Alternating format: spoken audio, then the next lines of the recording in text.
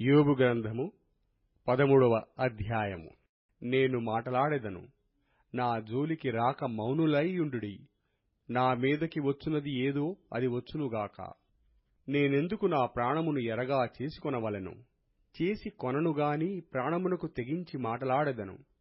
ఇదిగో, ఆయన నన్ను చంపినను నేను ఆయన కొరకు కనిపెట్టుచున్నాను. ఆయన సన్నిధిని నా ప్రవర్తన న్యాయమని రుజువుపరుతును.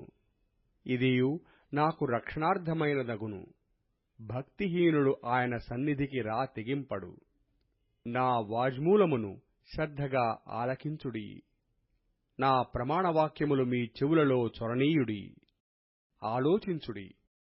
నేను నా వ్యాజ్యమును సరిచేసికొనియున్నాను. నేను నిర్దోషిగా కనబడుదునని నాకు తెలియను. నాతో వ్యాజ్యమాడ చూచువాడెవడు? ఎవడైనా నుండిన ఎడల నేను నోరు మూసికొని ప్రాణము విడిచెదను. ఈ 2 పనులు మాత్రము నాకు చేయకుము.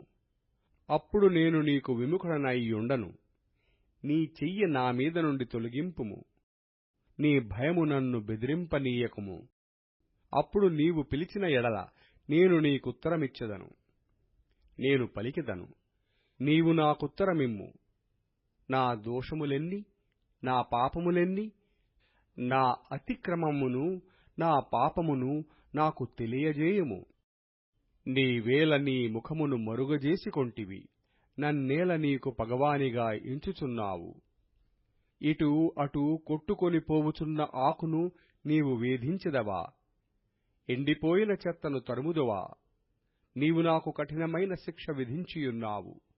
నా బాల్యకాలపు పాపములను నాకు స్వాస్థ్యముగా నీవు విధించియున్నావు.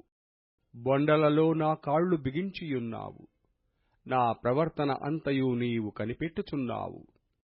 నా అరికాళ్ల చుట్టూ గిరి గీసియున్నావు.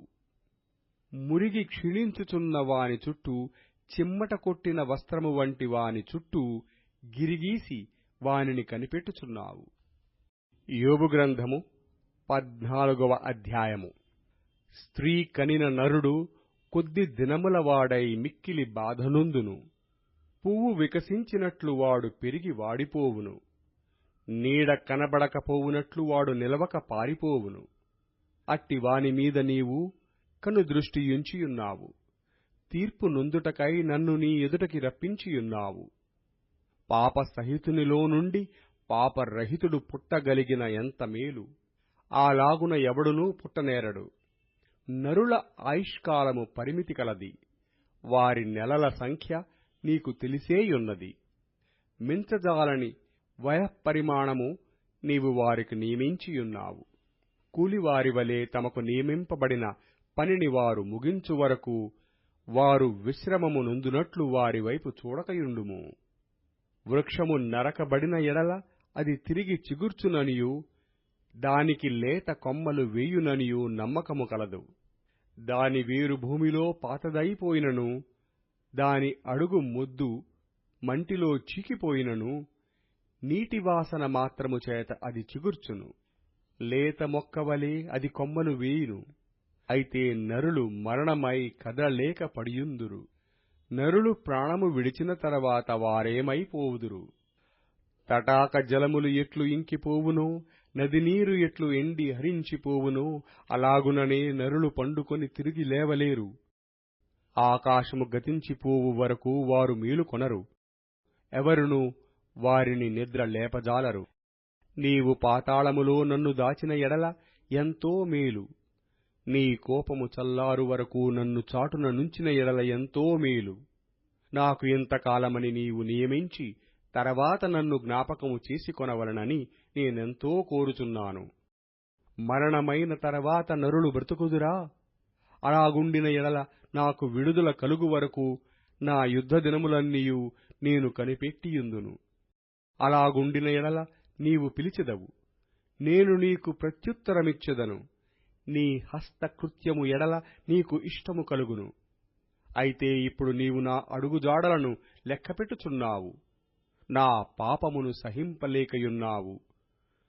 నా అతిక్రమము సంచిలో ముద్రింపబడియున్నది. నేను చేసిన దోషమును భద్రముగా ఉంచియున్నావు.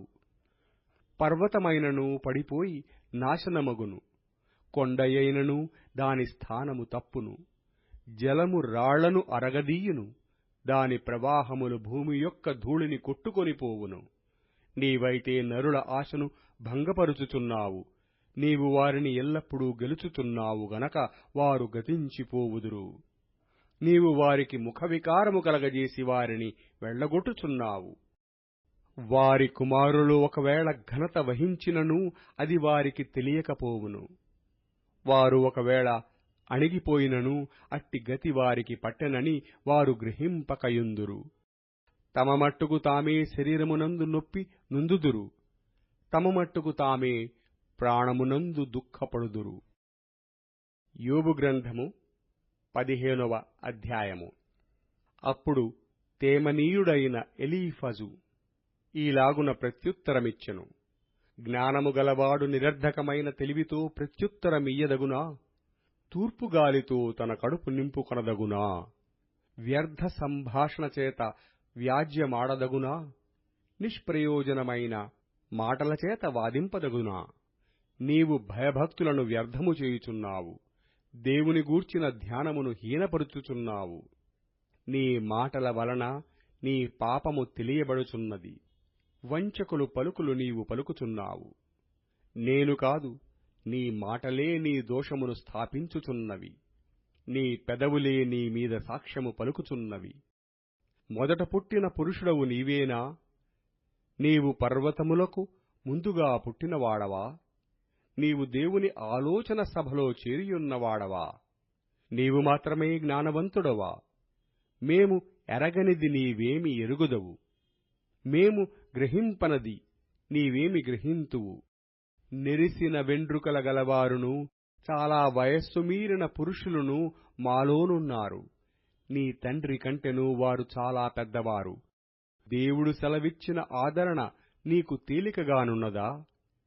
ఇట్లు నీతో మృదువుగా పలకబడిన వాక్యము తేలికగానున్నదా? నీ హృదయము ఏల కృంగిపోయెను? నీ కన్నులు ఏల ఎర్రబారుచున్నవి? దేవుని మీద నీవేల ఆగ్రహపడుచున్నావు? నీ నోట నుండి అట్టి మాటలేల రానిచ్చుచున్నావు? కీర్తనల గ్రంథం 104వ కీర్తన. యెహోవా, నీ కార్యములు ఎన్నెన్ని విధములుగానున్నవి! జ్ఞానము చేత నీవు వాటన్నిటినీ నిర్మించితివి. నీవు కలగజేసిన వాటితో భూమి నిండియున్నది. అదిగో విశాలమైన సముద్రము, అందులో లెక్కలేని జలచరములు, దానిలో చిన్నవి పెద్దవి జీవరాశులున్నవి. అందులో ఓడలు నడుచుచున్నవి. దానిలో ఆటలాడుటకు నీవు నిర్మించిన మకరములున్నవి. తగిన కాలమున నీవు వాటికి ఆహారమిచ్చెదవని ఇవన్నీయు నీ దయ కొరకు కనిపెట్టుచున్నవి. నీవు వాటికి పెట్టునది అవి కూర్చుకొనును. నీవు గుప్పిలి విప్పగా అవి మంచి వాటిని తిని తృప్తిపరచబడును. నీవు ముఖము మరుగు చేసి కొనగా అవి కలతపడును. నీవు వాటి ఊపిరి తీసివేయినప్పుడు అవి ప్రాణములు విడిచి మంటిపాలగును. నీవు నీ ఊపిరి విడువగా అవి సృజింపబడును. అట్లు నీవు భూతలమును నూతనపరచుచున్నావు.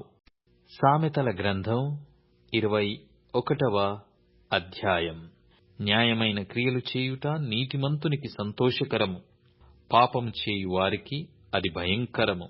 వివేక మార్గము విడిచి తిరుగువాడు ప్రేతల గుంపులో కాపురముండును.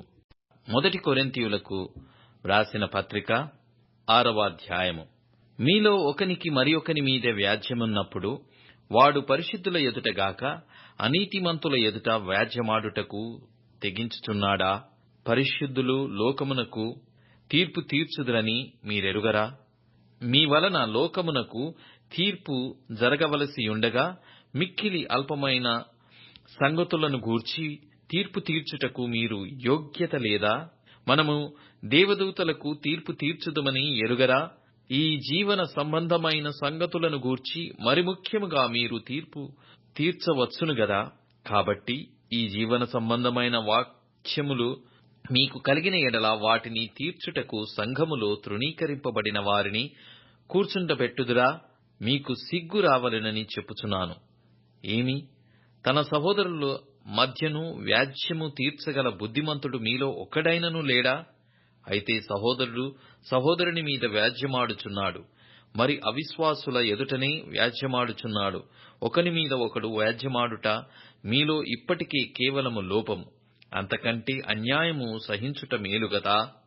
దానికంటే మీ సొత్తుల నపహరించబడనిచ్చుట మేలు కాదా. అయితే మీరే అన్యాయము చేయుచున్నారు, అపహరించుచున్నారు, మీ సహోదరులకే ఇలాగు చేయుచున్నారు.